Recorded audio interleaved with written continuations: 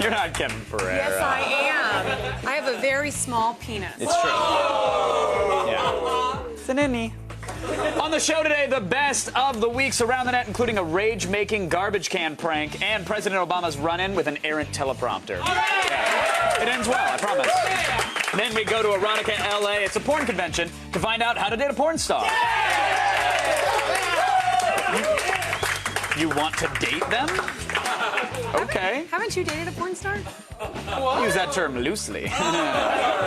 Speaking of loosely.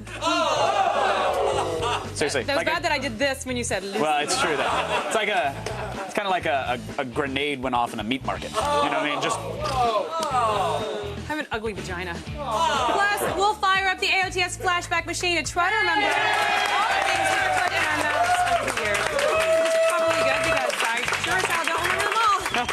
And we'll also celebrate the Women of the Web with a Comic Chicks edition. From Rose to Harley Quinn, there's something for everyone, no matter which way your loyalties lie. Is it really that ugly?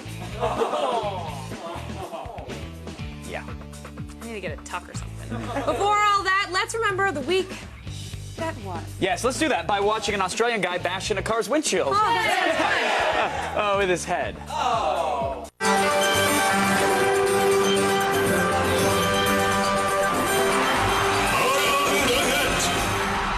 Everybody's got that drunk friend who thinks it's a great idea to punch out windows when he's wasted. You know, maybe you call him dad. Yeah, well, things could be worse than that. Your friend could be Australian. Yes. Today's number 5 proves that the drunken destruction of private property is a little more extreme down under.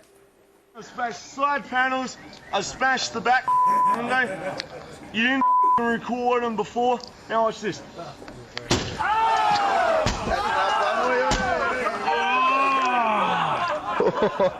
You're bad, man. Be quick, I've got 10 seconds left. Whoa! Enough.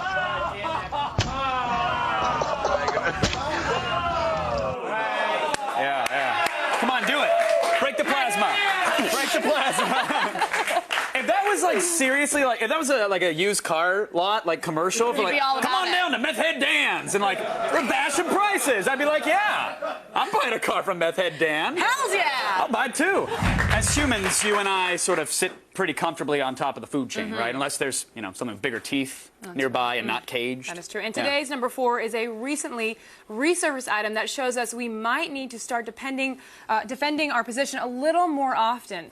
Animals are learning the art of horseback riding.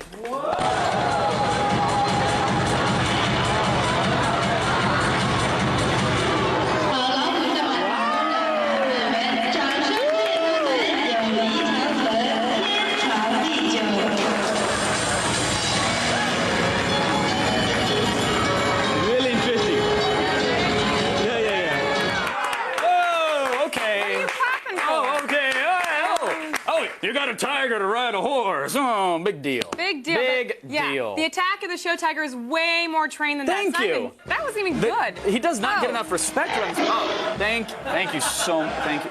Wait, what is this? Oh. Bad tiger. You're naughty. Bad bite.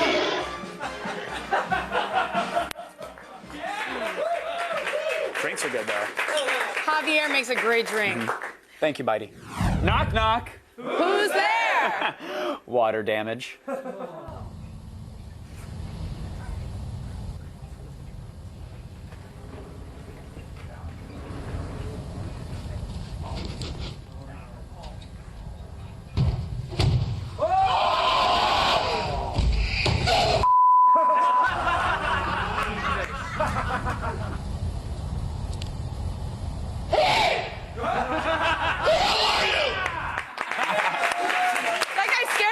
I hit my knee against the home base. He sounds like the angry German kid during an Unreal Tournament match. So angry, beat up a keyboard, things fly everywhere. But here's the thing. In all honesty, that guy should not be so upset. Like Kevin, he has to mop up the entire floor now. But it's just water. What? The videos from Break, that thing could have been filled with far, far worse crap to make it to the homepage. Like what? Well, like cottage cheese, urine, fish parts. How about some glass shards, half and half? Maybe some Legos. That'd be fun. Thumbtacks, huh? Marbles? Puppies? No? Olive oil? You could go with eggs, you could go with honey, or just good old wood pulp. Point is, it could have been a lot worse. I concede this argument. Today's number 2 item was dug up by the guys at Everything is Terrible and definitely lives up to the site's name. Yeah, this is a hunting video called Duckmen 6. And it gives us, I don't know, were there 5 other Duckmen videos, or is it a crew of 6? Whatever. Do you have to see the first 5 to understand what happens in 6? Yeah, it's a self-contained tale of redneckery, actually. And it gives us a rare, unwanted look into what happens when duck hunters are not shooting defenseless and unsuspecting birds out of the sky with high-powered rifles. Dan, that's why you left a string of women, a trail of women in tears, a trail of broken hearts. Because of that right there. They're the most it's just like cradling up in your mother's arms when you get into some clothes that have not been washed in 3 months. Pulled the trigger. The bullet hit me right there. Come out back here. And I'm standing here talking to you. You're standing here talking to me, yes, sir. How much of your brain did you lose? Bound lost a lot. About probably 30–40% of it. What? I go duck hunting, and I just keep an eye on everything back at home while I'm gone hunting. Whoa.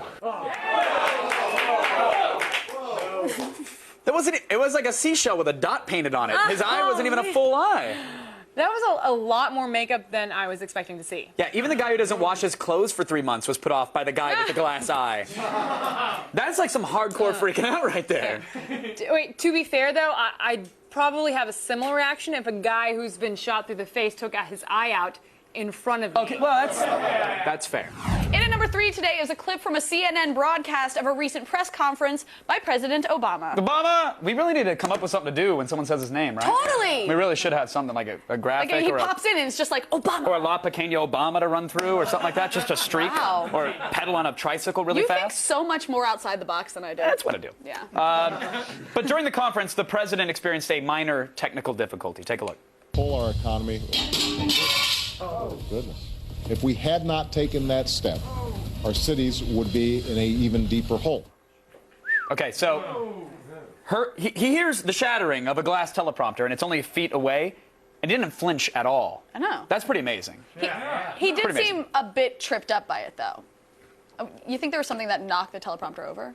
I don't know, actually. Well, we have the wide angle footage. Should we we just do? take a look? Oh, yeah. Yeah, let's see. Okay. What was it? Pull our economy. Oh, goodness. Pull our economy back from the brink, including the largest and most... That's ridiculous. Seriously, that's not cool. Don't they have security at those screenings? I mean, that's not good. Are you going to tell President Lincoln he can't wrestle a bear where he wants to? Well, no, I mean, but Yeah. All right, then. Case closed.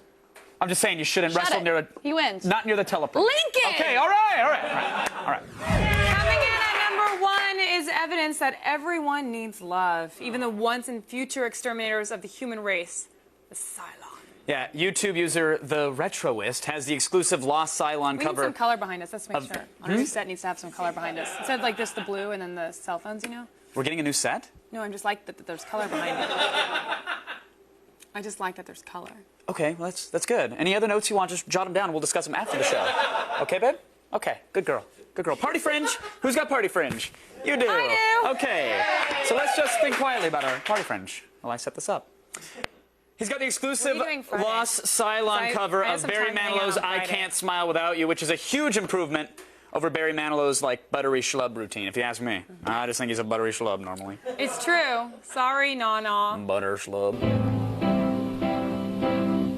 You know I can't smile without you. I can't smile without you. I can't laugh and I can't sing. Finding it hard to do anything. And welcome to the Cylon dating game. We're just about to find out which one of these 3 Cylons is going to get to put one in Olivia. A bullet, I mean. Hello. I meant a bullet. Okay. Can I ask a question? Yeah, go for it. It's your show, babe. Cylon number 1. If we were going to go on a date, where would you take me? Great question. I would take you out back and shoot you. Okay, that's not cool, and you're staying home tonight. All right, that's one way to make an impression, right, folks? Next question, Olivia. Okay, Cylon number 2. If we were riding around in your spaceship, what kind of music would you play to put me in the mood? A Cylon Raider is not a recreational vehicle. We would not be riding around unless you were stuffed into it after I shot you.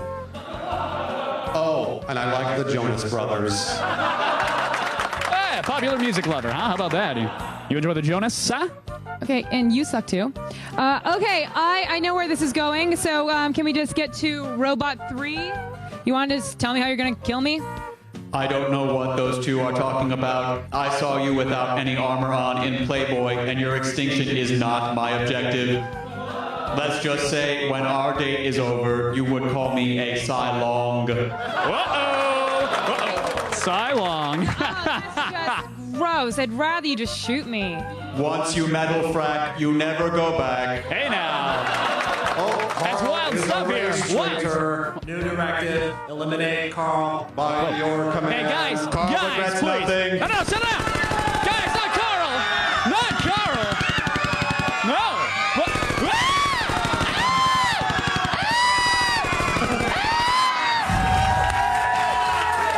Still ahead, we go to the Erotica LA convention to find out how to date a porn star. Stick around. We'll be right back. Yay! Where are you going? Away from that. It's just saying hi. Today's Around the Net is brought to you by Mountain Dew Game Fuel. Choose your side at warcraft.com/dew. From Hollywood to Bollywood. Geek Goddess. Hamle ke show.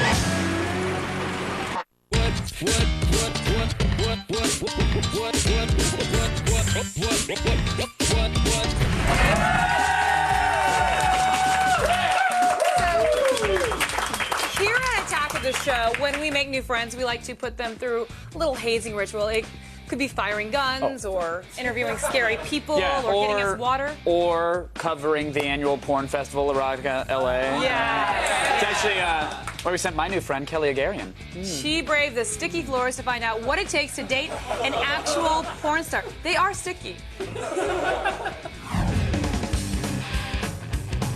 Hey guys, I'm here at the LA Convention Center at the Erotica LA Expo, and all I know is there's moaning and spanking and all sorts of sounds going on. I'm ready to get my kink on. Let's do this.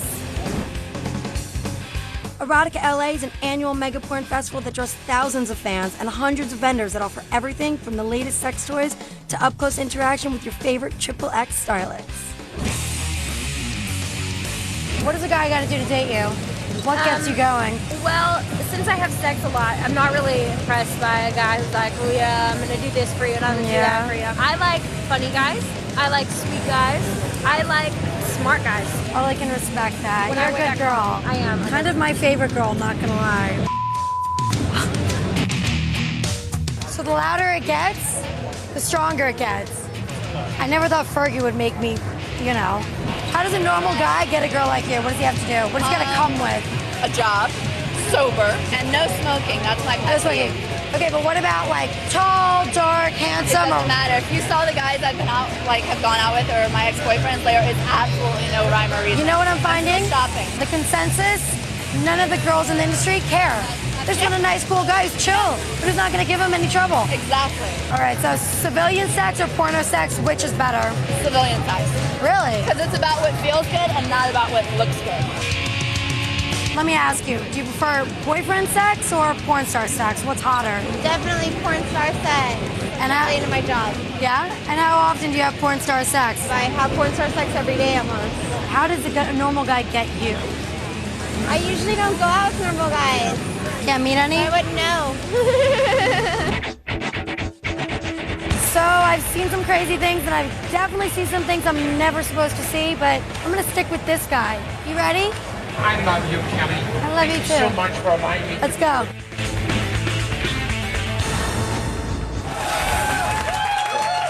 Okay, now, calm down, because I want to balance out the pleasure centers by going from a porn convention to effing science. Yeah. What? Yeah. This week we found out how to create a pulse jet engine out of household parts, and we also took some time out for some music on WebTools. So we did so much. You're welcome.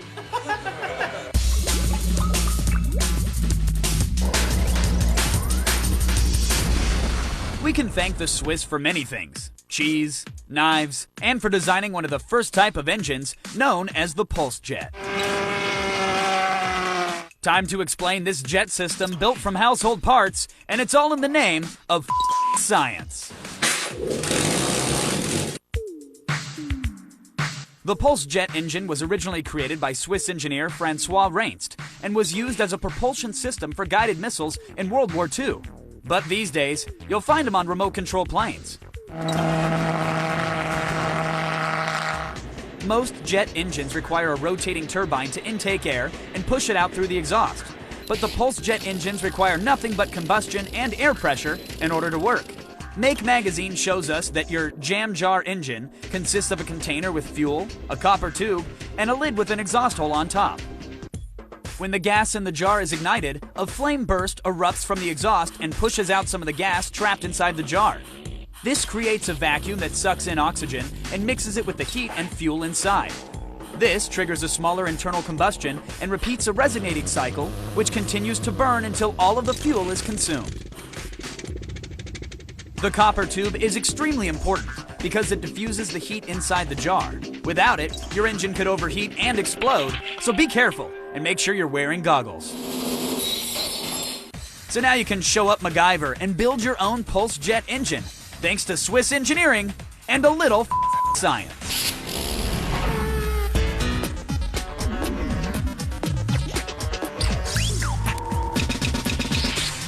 Have you ever wanted to combine your love of music with your Twitter obsession? Well, Blip FM promises to make each one of your tweets a lot easier on the ears.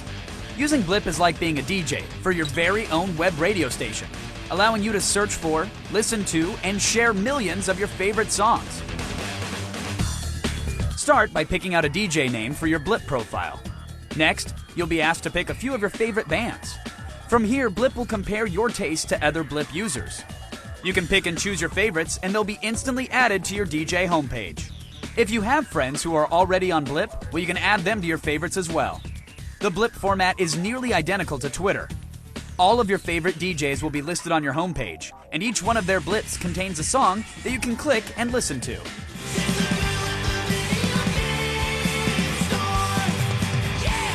With Blip, you're allowing others who share your musical preferences to create an entirely customized and unique playlist just for you. But don't just sit back and let other Blippers do the heavy lifting for you. From your homepage, you can search for an artist or song title and find music for yourself. When you click Blip, you can add a message so that everyone knows why you've got a particular song on your mind. But the best part of Blip is how well it works with other social applications.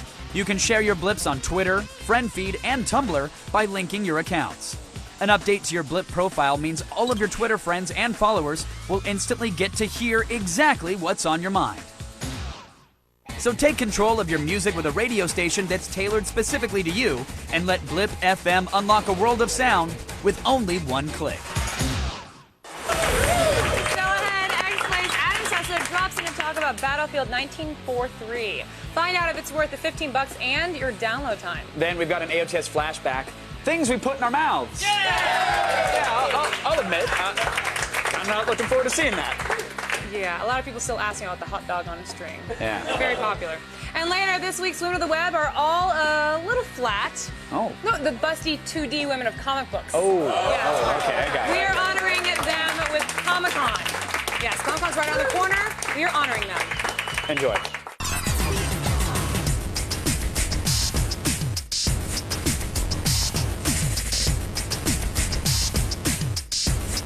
At least I'm only half Asian. Thank That you. lessens the shame for me. Right? Personal foul.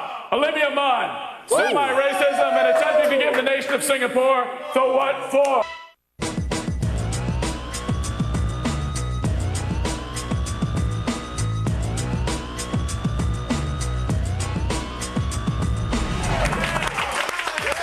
By kicking Canon's PowerShot D10 around the office, we proved it's one of our most durable pieces of Gadget ever. Yeah, not like that stupid flat panel we booted around. That thing wouldn't even turn on. You're done. You're not supposed to do So that to weak. flat panel. Huh?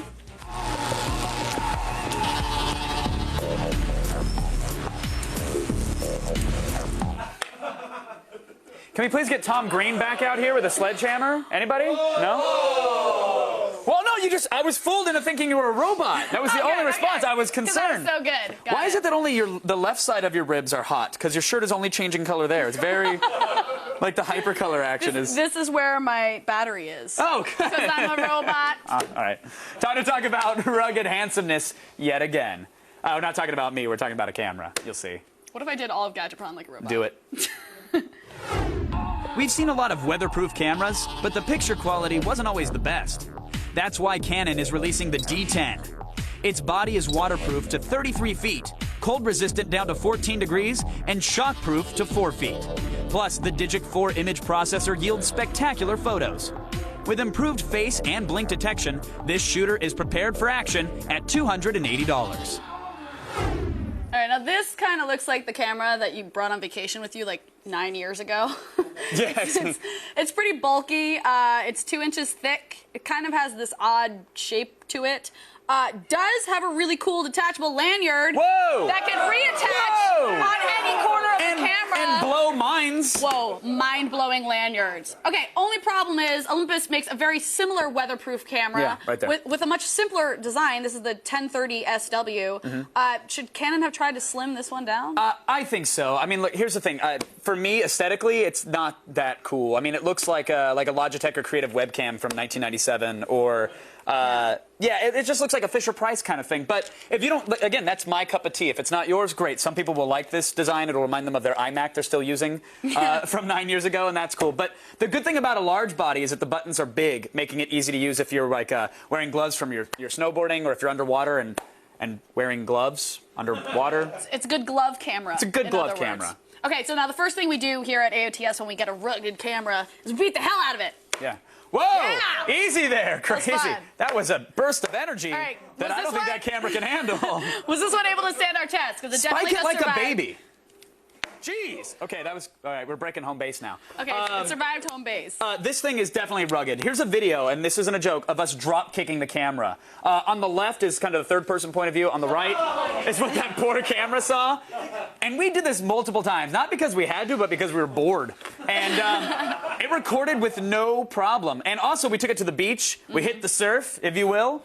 No evaporation or moisture was present. But we did get, if you watch, we get some weird green lines over the video. Whoa. See that right there? Which either means we're going to die in a week, like Ring style, or, you know, the hobo urine is neon green in Venice. I don't know. But we brought it snowboarding with us as well. The pictures turned out terrific despite the snowstorms. This camera has done a lot of cool stuff lately that I have not It looks like done. a G.I. Joe production still, but nevertheless, it works. Now, it's always tough to find a weatherproof camera that can take good pictures both outdoors and indoors. So is the D10 the one we've been looking for? I think it's pretty close. It's pretty close. The outdoor shots look the best we've seen from a rugged camera. The colors are accurate. They're bright. There's very little noise, even at higher ISOs. Now, the indoor shots, they're not bad by any stretch, but they do blur, and the flash, as you'll see right there, it overexposes a little bit. Yeah. And you don't want to overexpose that awesomeness. So, not that flavor. I'm just going to keep kicking it. It's $280. Good deal? I think it's a good deal. You won't be able to eliminate your other point and shoots for normal occasions. You're going to have both. But other than that, the pictures look great. It's easy to use. It's useful to have around and kick around What if if I you're just so had inclined. 2 cameras? You could camera akimbo. This is my superhero. Your cam chucks? Yes. You can Cam take videos of you knocking out your assailant. There we go. All right, how many are we giving it? Can I see one of these? Do you mind? We're giving it a 4 out of 5. Despite the bulbous design, this is really your best for any outdoor activity. It's a pretty good camera. Adam Sessler stopped by this week to talk about Battlefield 1943. Yeah, the game is exclusively available for download on the 360, the PC, and the PlayStation 3. So let's find out if he thought it was worth the 15 bucks. When we need someone to come in and geek out about games, we usually just head down the hall to X-Play. And today, we managed to snag Mr. Adam Sessler to talk about Battlefield 1943 for the 360 and the PS3. I like how you had to snag me. Like I was just kind of floating about like a butterfly. You're coming in there with the net. You're hard to rein in. We have to throw the trap out and snare you in. Exactly. Battlefield 1943, this is on Xbox Live and the PlayStation Network. And you can get it not on PC on as well. store shelves. Oh, No, it is on the PC as well? Okay, cool. So PC gamers can get in as well. But this is, I mean, downloadable content. Yeah. I mean, we know it's arrived, but this is really when a company like EA is getting behind it, and you got a franchise like this. Everything else you bought on a disc. Yeah. Now, granted, this is not as comprehensive as say 1942, sure. Vietnam. Or well, how does this? Let's talk about how this compares then. More or less, it's 3 maps. They're fun maps, and it's kind of a simplified game because you only have 3 classes right now. You don't have the medic class. The health is regenerative. Thank you. I like that. No, it's kind of cool. Like I enjoyed playing a medic, so I was really bummed at first to see that was gone. But I don't mind playing like a rifleman now because I do regenerate. So it's not like I get in one fight and then I'm screwed for the rest of that particular life. See, I happen to. I don't like to help in my fantasy life. I'm doing enough of it in my real life. Exactly. That's valid. 12 versus 12 multiplayer. Yeah. And now it's not using because when I heard 1943 and they were bringing back Wake Island, I tried that in the trial. I'm like, okay, so this is going to be just like 1942.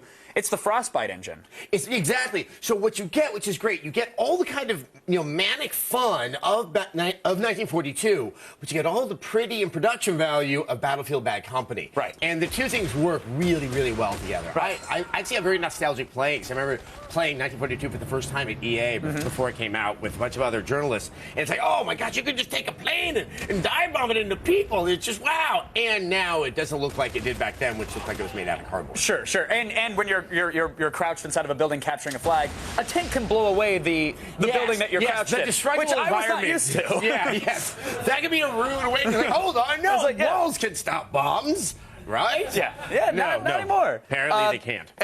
All the vehicles are back, though? We still have some vehicle fun? Yeah. The vehicles are there. You can actually do air raids from a bomber and bomb them down to a new one.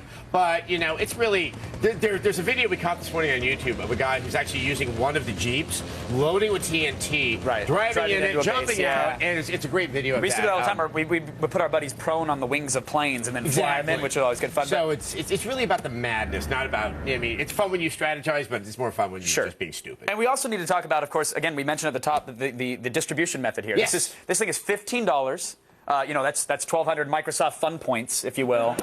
Fun? I don't want just call it $1. Like, stop it with this. It's so arbitrary. But it's global. Yeah. Remember, in the future, we'll just have credits. Yeah, that's fine. Let's wait until our overlords make us use credits, and meantime, I pay for things in dollars. Okay. But that's fine.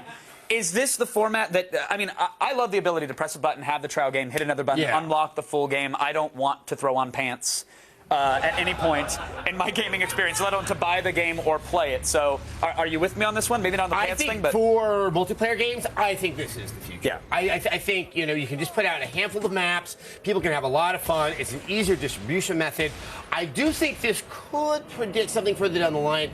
I've always wondered when we're going to start seeing a subscription model for online multiplayer games that aren't like MMOs. Sure. It really is. It's like a Quake 8. Yeah, give me a $5 a month buy-in for this game, but provide me with new maps or new classes or new whatever, and then I'm actually on board for that. EA dipping its toe in this pool, I think, is... I expect other people to follow it. Right, that's fine. Soon they'll dive right in, and the muzzle of your gun will have Doritos badges all over it. But that's fine. Like, just give them a week. Look, it's Skittles. Yeah, exactly. Oh, taste the rainbow. I thought they were only a legend. That's a really obscure reference. That's all right. Before you go, I do have to ask about Dallas, because you were there this weekend. Why? Because I love 105-degree weather when it's humid. No. We have a very, very special announcement on X-Play tomorrow. Sweet. What is it? I can say that if you have visions of making games and you want to be given credit for that in some match, just in a nice way, then you better watch the show. You'll find out. I'm trying to respect my embargo and. I love it. That was the craziest tap dance ever. You're like, what can I say? All right, so tune into X-Play tomorrow. You're going to tell us why you were in Dallas, and you've told me during the commercial break that it's big. Yes, it's big. It's All right, big. I will trust you on that one, Mr. Cecil. You do not. You're not hyperbole. Trust me. Yeah, that's one of the things I can say is big that I'm not lying about. So, Awesome. There we go. Adam Cecil, everybody. Thank you so much. Stay tuned to find out what goes in my mouth. What? No guessing. All right. No guessing. Stick around. This portion of Attack of the Show is brought to you by the all-new G4TV.com. New, improved, awesome.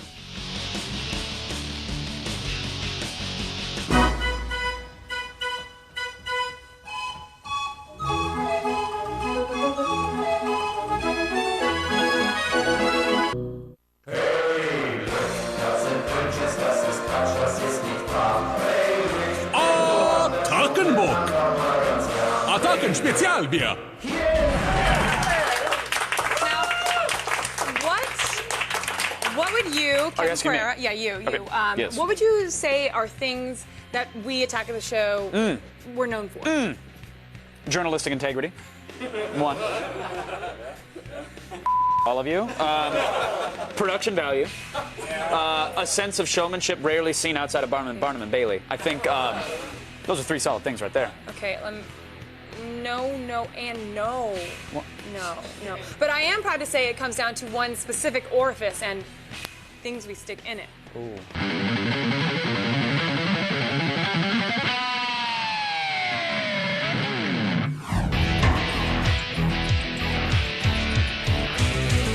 I drink your milkshake. I drink your milkshake. Oh, wow. Who's a happy clown? Be a solo cup full of mustard. No!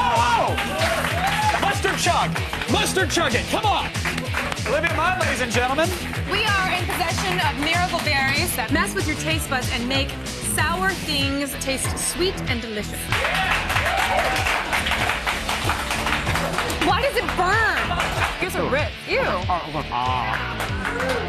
Here we go. 6 in there. Get them all in. Hold on. Wow, well done. This is fine. Celebrity male breast milk sells gangbusters. Did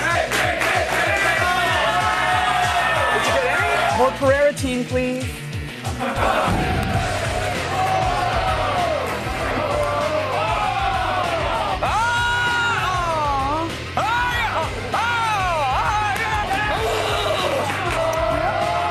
Well done.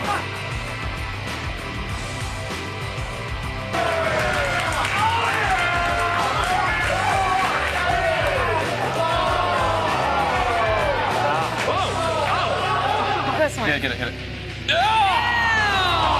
An entire McDonald's dollar menu. It's a little bit of a mix chug.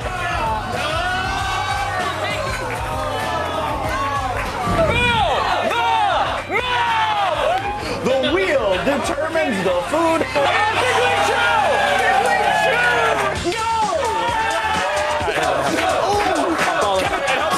Just say guap.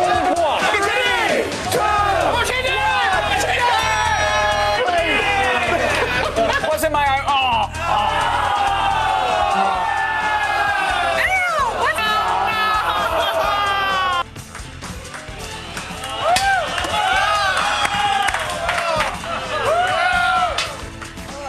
Happy birthday, Sly! You and I are now going shot for shot on the hot sauce, Mun. What do you think about that, huh?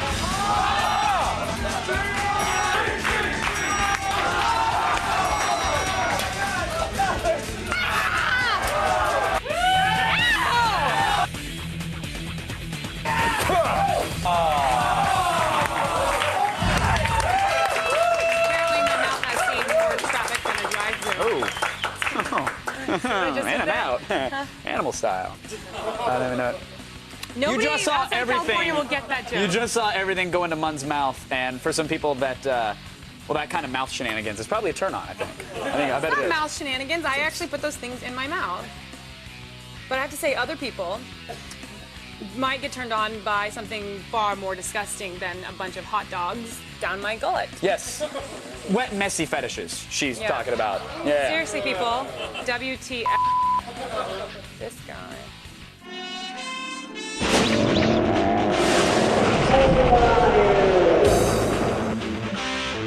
What the? All right, so remember when Olivia and I jumped into that huge pie a few months ago? Well, for some people out there, we hit real close to home. Yeah, we're thinking it too. What the f? It's called wet and messy, also known as wham or sclerophilia to the psychologists out there. It's a sexual fetish where a person is stimulated by the generous application of wet and messy substances. For the messy part, anything from baked beans, porridge, custard pie, or some nice fresh mud will do the trick. In fact, the mud fetish is a popular one. Exhibit A, lotsofmud.com, where girls literally soak and bathe in loads of real mud. For the wet part, there are fetishists who simply enjoy watching girls get clean with water. Exhibit B, streetsplash.com, where girls get splashed and hosed by some high-grade H2O. The psychology behind wham is that wet and messy stuff usually remind the enthusiast of what it was once like to be a dirty kid.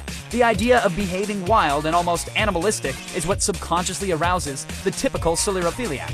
That, coupled with the texture and smell of wet food along with its delightful squishiness, is enough to have these fetishists digging for more, literally. Mud enthusiasts often enjoy digging into dirt and crushing high heels with bulldozers. This is part of a related paraphilia known as the crushing fetish. But for the most part, sclerophiliacs are a simple breed who take pleasure in soiling rather than destroying. The preferred method of getting messy for most whammers is usually pouring and dunking. Whether it's a bucket of wet chocolate or a pit of fresh mud, sites like Proper Messy and MostWham.com even sell videos of this stuff. $5 for a clip or $35 for a DVD. So if you like getting down and dirty like these girls get down and dirty, we're not saying it's wrong to crush your feet in green peas. We're just saying, what the f? Last month, G4 took you live to E3. We brought you all the press conferences, the game demos, the multi-million-dollar booths, and their namesake babes. We brought them right into your living room. Yes, and now we're showing you a different side of E3, the world of booth babes in G4's 1-hour special, Confessions of a Booth Babe, hosted by Miss Sarah Jean Underwood, former Playboy Playmate of the Year. Underwood. Oh, under. She was under. She'll be under. Wood. Yes. That's funny. Learn the history of booth babes, see how the ladies are selected, and experience the events through their eyes. Check out Confessions of a Booth Babe July 25th. It's only on G4. And visit g4tv.com/boothbabe for details. Makes sense. Mm-hmm. Still ahead at Comic-Con Women of the Web. Yes, the 10 hottest comic book characters are up next. Stick around, everybody. You're on the list. I am. No. Kevin says. Or click today. And please try to just act normal, carry on as though that we're not even here. Okay. Something special for everyone this week. We actually changed up this week's Women of the Web. Yes. Can you spot the 5 hidden trannies? They're in there. You just gotta... No. What? We just made them comic book characters. Spot the comic book characters.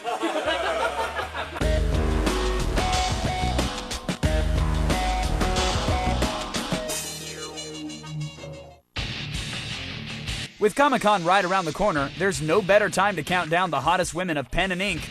It's our top 10 comic book queens. Starting us off at 10 is Rogue. This Southern belle from Marvel's X-Men has always been one of our favorites. She'd actually be much higher on the list, but her powers mean that she can't be touched, and that's something we have serious problems with. At 9 is DC Comics' own Wonder Woman.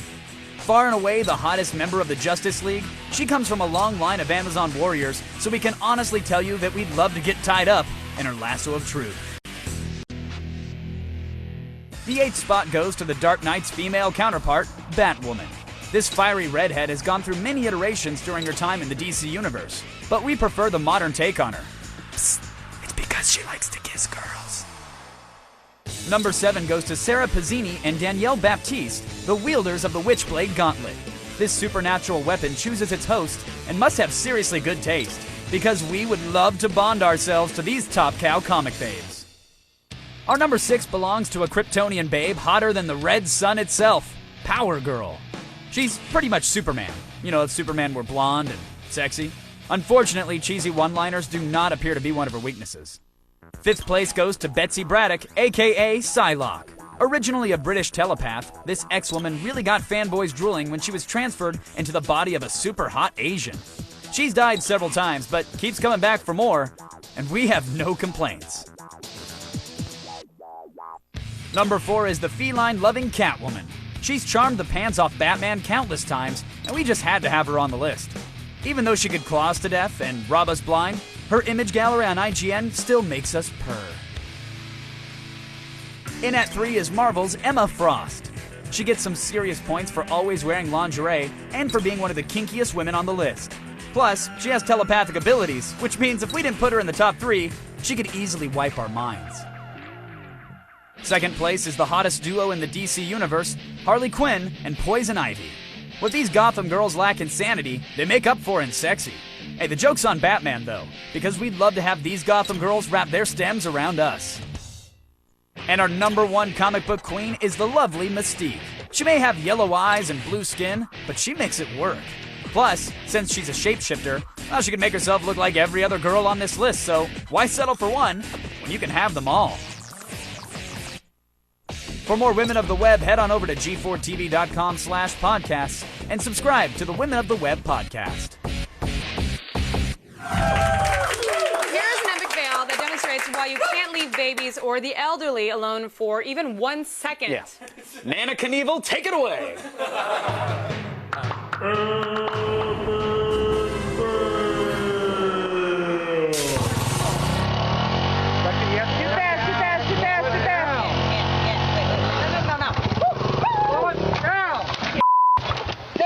I'm sorry. You okay? I'm okay. I'm fine. All right. Shirley, don't be. Everybody's okay. They're okay. Everything's good. Everything's okay. No broken asses. Shirley. Well, I guess, look, if you're going to plow into a family member, it might as well be the one in a wheelchair, because that's, I'm serious, like, strategically, sound decision. That's probably a fight you're going to win. Yes. Always thinking. That's what I do. This guy. That's what I'm doing.